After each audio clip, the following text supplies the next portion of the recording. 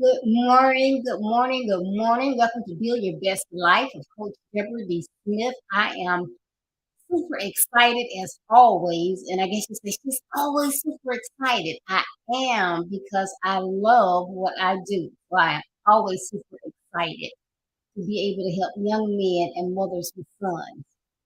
However, this morning I am blessed and grateful. Why?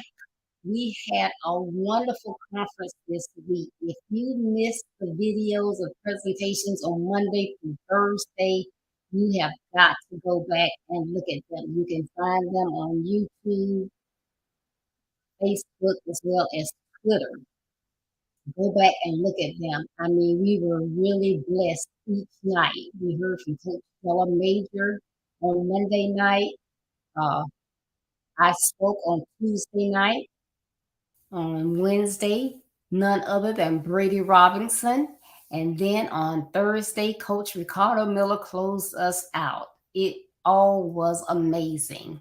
I mean, the tips, the genuine uh, dialogue about gratitude, it was just, you have to go back and look at them. But thank you so much for everybody that has supported us during this last quarter. As you know, we are trying to uh, hit the top of that thermostat is that fundraising goal that we're doing because one of the things that is a part of our grateful and blessed conference this year is we want to assist young men. So we are closing out our conference today at 11:30.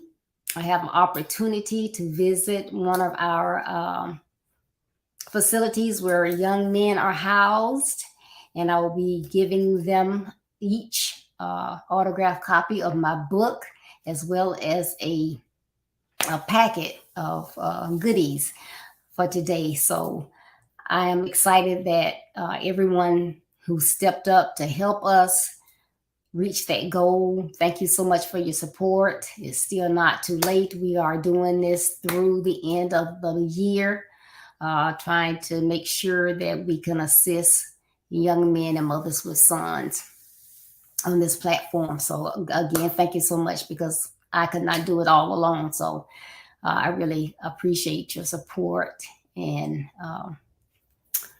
great things, great things. But yes, please, please, please go back and view those videos from Monday, Tuesday, Wednesday, and Thursday. Please like, comment, and share today as we go through our topic. As you know, this month we're talking about finance with a twist. Finance with a twist. So please go ahead and like our page if you have not liked the Build Your Best Life page. Subscribe to our YouTube page and share with others. We want everybody to get a piece of the pie.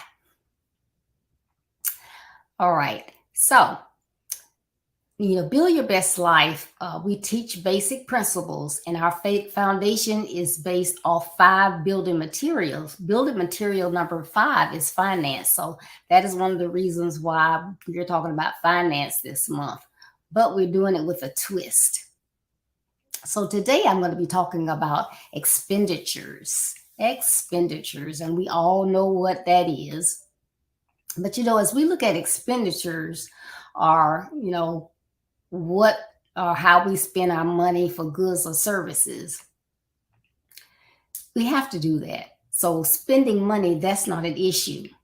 The critical issue is to be proactive about your finances. So you want to make sure that you're doing some of the right things as you spend your money. Be fruitful with it. But guess what? It is just as crucial to ensure that you value your gifts and talents. So are you selfish, or does it bring you joy to help others? Someone gave us the gifts and talents. So are we using them to help others? So as we talk about the money piece of expenditures, you in order to do it the right way, you need a budget. And we're not going to talk about the budget today. My buddy Brady Robinson, she comes on quite often and she and talks about the budget. She is the expert. So I'm not going to go into that. But you need to have a budget because you need to know if you are, making, you have this, your money is here and your expenditures are down here. So you're good. Are you closer to here? Are you breaking even so you don't have any flexibility? Or are you more like this with your expenditures or what's going out more than what's coming in?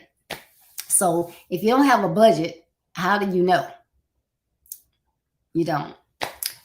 And then when you shop, do you just, get up and say, I'm having a bad day, I'm going shopping? That can get you into trouble.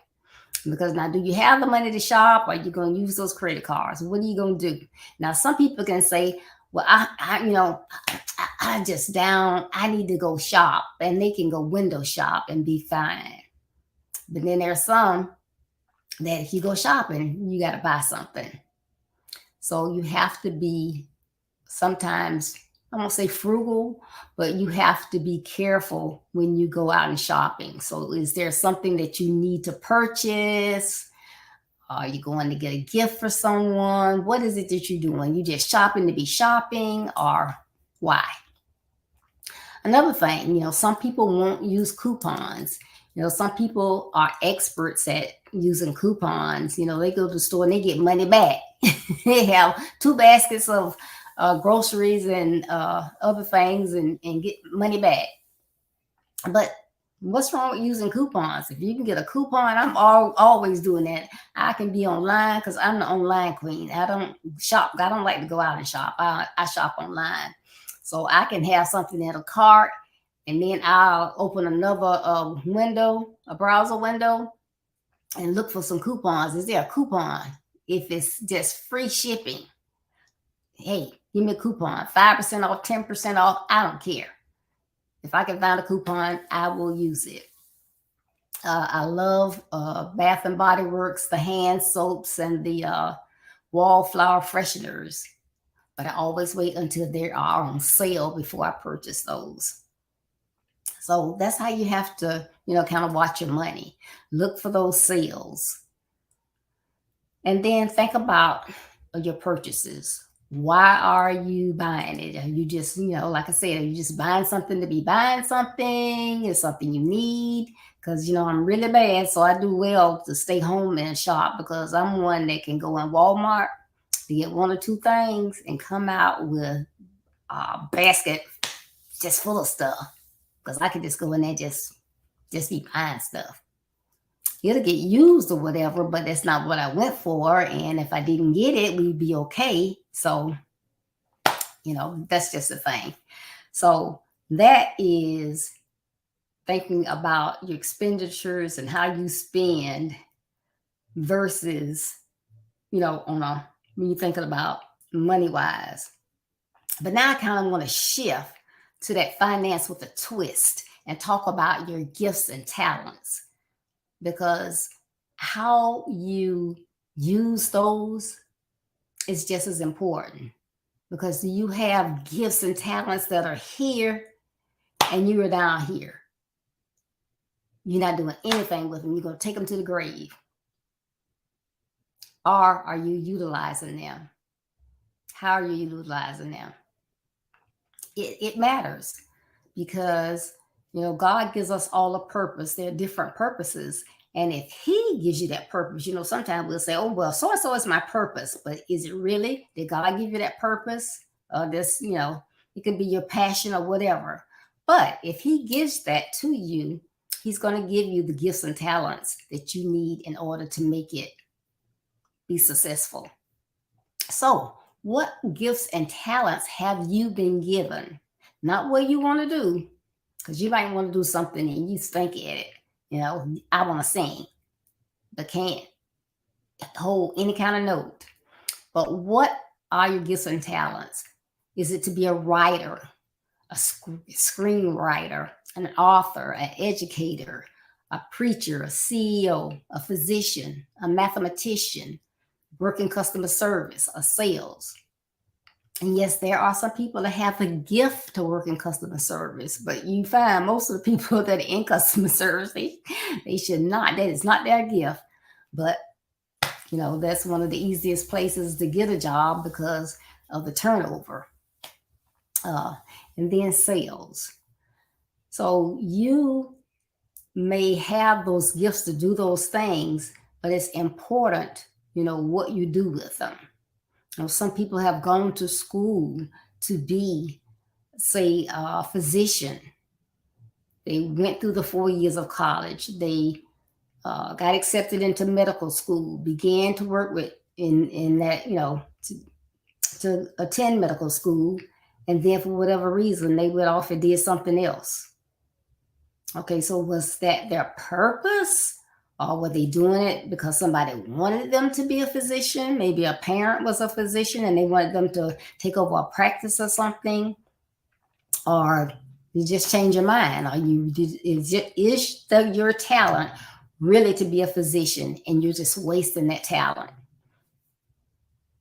Good question. And you can answer that question. But like I said, it's very, very essential how you utilize your Greek gifts. As an example, do you take your gifts for granted? And when I say that, I mean, are you maybe using them, but you're not trying to be your best at whatever it is? So as an example, let's just say when I worked in corporate America, I was an underwriter. So in underwriting, of course, we had practices and policies we had to follow, but basically it was looking at what we call a group's experience. So how much did we receive in premium? What were the amount of claims that we had to pay out? What was our admin fee? And then what was that bottom line? And then, of course, we would be setting, if it was a new group, if it was a renewal group, and we looked at that, of course, we would be setting rates for the future. So then we would have to add in something for inflation or whatever. So I could just say, what, the formula is this. And here are your renewal rates and send them out. But if I'm vested in being an underwriter, yes, I will look at their premium, look at their claims, put in the fees for the trend for doing it, forecasting for the future. But I'd also look at it to see if it was reasonable. Did it look reasonable? Did something look like it was wrong? Because the premium we're getting it from a system, the claims we're getting it from a system. Systems have hiccups too. So do you just, do everything like a machine, or do you actually act like an underwriter and look at the information that you have, analyze the information that you have, ensure that it does look reasonable?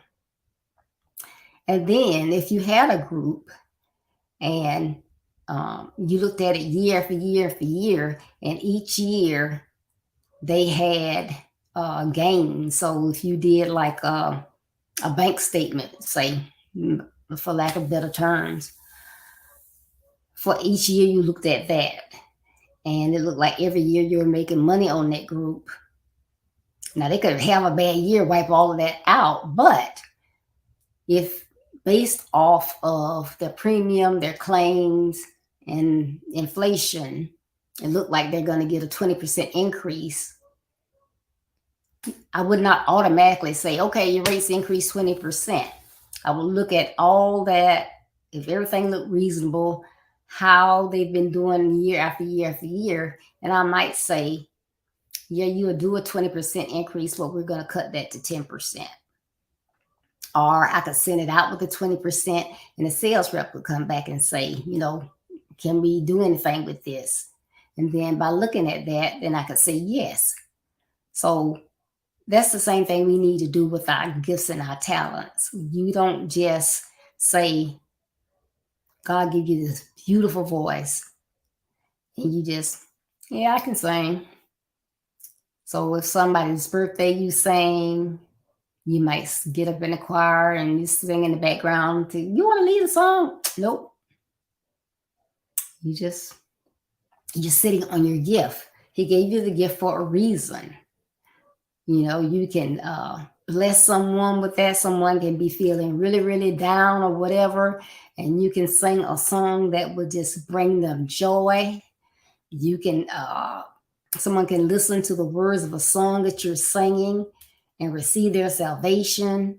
It can be a blessing to others. So you take that gift of singing and you try to do it to the best of your ability. I was talking about customer service previously. It's a job. Someone has to do it. But sometimes it's like, oh my goodness. Do they just have to hire anybody for customer service? Can it not be the people that have the attributes that will make a good customer service rep? How may I help you? Not talk over you. Listen to your problem. Try to find out what the, answer is. If they don't know, don't just give you an off the cuff answer. Could you hold on, please? I need to check with I need to check something. They don't have to tell you they got to go ask somebody a question, but could you hold on a moment?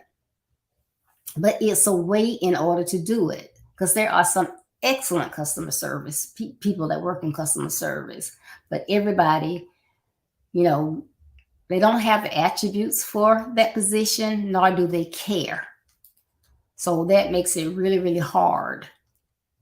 So what is their gift and talent? If it's not for customer service, what is it? So apparently they're not using it, so they're wasting it. It's just like an expenditure. You're wasting that expenditure. Your gifts and your talents are assets that you can use to be successful in what you do, follow God's purpose, follow your passion, and bless others. So it's very important that you try to be the best that you can be in whatever that is. So again, I said mathematician, a physician, an entrepreneur, an educator. You ever had a child and they had a teacher and it was like, oh my goodness, really? Now, I sincerely think that educators are underpaid. They're there. They have to stay on top of things. They're supposed to teach. And some classrooms are overcrowded. They have to do some of the things that need to be done at home or whatever. So I don't take anything from anyone, but there are just some that it's like, really, you in the wrong profession. And I had one of my sons had one of those, but she just wanted to label my child to be something just had to be wrong with him. Now he made A's. He started at the school when he was 3. He's always did really, really well, but he gets in her class, and I think it was 3rd grade, 2nd or 3rd grade, and she's like, something's wrong with him. What do you mean? Oh, I think he have epilepsy because he falls out of his seat. I said, what do you mean he falls out of his seat? He just falls out of his seat. I said, okay. Hold that thought. So I had a little talk with him. We got an understanding.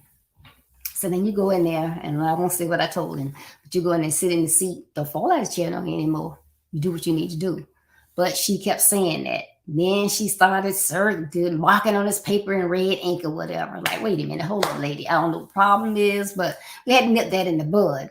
But I was just pointing that out, that I don't know what her issue was, but she had an issue. Because because he never did have, nor does he have now, epilepsy. There was nothing wrong with him besides she needed to tell him to get up, sit in the seat, and don't fall on the floor anymore. And I'm sure he wouldn't have. Or she could have told me the first time he fell down there and he wouldn't have done it anymore. But that didn't make him have a medical condition, you know? So, when you get in certain, I want to say this, sometimes it's just something that you want to do, but you may not have the spirit to do that particular job or the skills to do that job. So that's a hard one. But that's why it's important to know, you need to discover, what are my gifts and talents? Do you know? And then once you find out what they are, you don't just sit on them. You use them, and you try you use them to the best of your ability. What does that mean? That means that if you are, let me see, about all of the positions I said, let's see. So if you are I'll say a educator. So if you're an educator and you started teaching in 2015, just like they add new words to the dictionary, they sometimes come out with new curriculum, whatever. But then the educator is, and I'm sure the schools will send you out to, get updated or whatever. So that educator is going out there being updated and getting they have the talent to be an educator, but they are not just taking what they knew 5 years ago and continually using the same thing, teaching the same way, same methods. Just like, kids don't multiply like they did when I went to school. It's totally different. So that would be like me saying, oh, I'm going to be a substitute teacher, and going to a classroom and teaching them how to multiply. That would be horrible. So just like the educators, they have to, they're required to, be updated, get certified, and all of this. That helps them stay on their A game. And so whatever your position is, or you have talents, you might be good at problem solving, you might be good at organization, administration, whatever it is, you always want to make sure that you work to keep it on par. If there's something that you can glean from someone else, like I think I'm pretty good at administration and organization, but I always can learn from somebody else. I believe in lifelong learning. So, I just started like really following a to-do list absent corporate America, like last year. So, and I just love it. It helps me keep on task, stay afloat of, what I need to do, not forgetting things or whatever. So you can always learn. I don't care if you were valedictorian or whatever, you can always learn something new. So you don't want to sit on your gifts and talents. Those are your assets. You'll always want to work on making them better and stay up to be the best that you can be. So make sure that you keep up to date. Make sure that you know what your gifts and talents are. So you're working on something that you have it in you. You just need to work on it to make it better and better, better. And when you use it, don't just do it, lackadaisically or laid back. Do it to the best of your ability. Because people can, like my theme this year is all about action. So people see everything you do. So they can tell if you're just like, okay, like you go to, I went to vote. And they told me, when you go in the room, turn to the left, the lady will help you. So when we got in the room, I went to turn left, and somebody on the right told my husband, you can come over here. So he went that way. I went to the left. I get to the left. The lady said, Nobody over here. I'm ready to go home. It's like, okay. You know, what do you do? What do you do? You took that position. You know what time it is you're supposed to go home. If they tell someone to come over there, even if you want to go home, you keep that to yourself. Good evening, how are you? May I have your ID? Blah, blah, blah. I'm on my way. It is just so easy, to do the right thing. So I just wanted to get that over to us, that as we talk about expenditures and what we do with our money, remember, we are important. Our gifts and talents are important and are our assets. So we need to be mindful of how we manage those as well. So I hope that this twist on expenditures help someone. If it did, please share, share, share. I would greatly appreciate it if you would share so someone else can get the information. And that's the only way they can, if you share. So I would greatly appreciate it. And again, if you have not liked this page, I know a lot of people like my personal page, but you need to like my Build Your Best Life page and turn on those notifications, and you'll be notified whenever we go live, in case something happens and we go live later. Sometimes things happen, and so I would appreciate that. And even if you are a YouTube subscriber, please like my Facebook Be Your Best Life page if you are on Facebook, and vice versa. If you're on Facebook, if you could please subscribe to my YouTube page, I would greatly appreciate that as well. And please follow me on my website, www.buildyourbestlife.org. On there, you can read the blog that comes out each Monday. It provides helpful tips on overcoming obstacles and building your best life. You can find out more about Build Your Best Life, about myself. You can see our calendar of events. You can also see our services that we offer, which is coaching, consultations, speaking, and webinar speakings. And you can get an autographed copy of my book, Build Your Best Life. If you go on the website and put it in, you get your book quickly, your autographed copy. I'll put it right in the mail to you. And if you prefer the Kindle version, you can go to Amazon.com. But the book will be a blessing. It is the holidays. That will make a great gift for your son, grandsons, nephews, neighbors, students.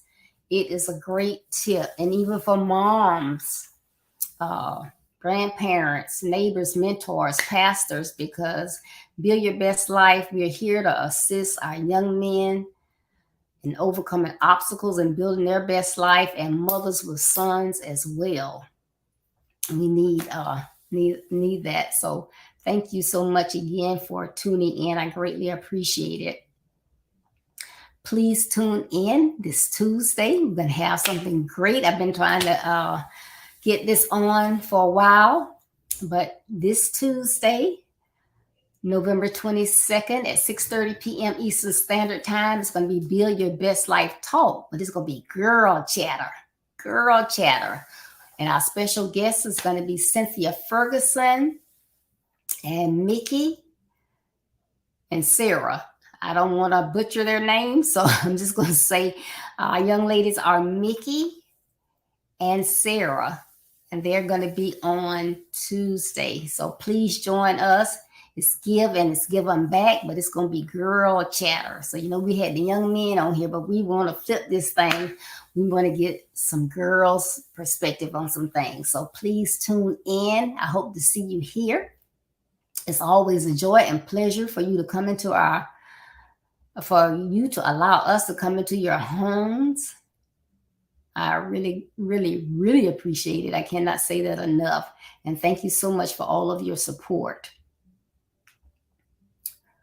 Remember, as you travel on your road to being a better you, there will be obstacles, pitfalls, rough terrain, and detours. Don't let any of those negative aspects of your journey stop you. Though they may slow you down, keep going to be a better you so that you can build your best life. And remember, building your best life is our business. That's not a slogan, it's our commitment. I love you. Be blessed, stay safe, and I'll be looking for you on Tuesday. Bye bye.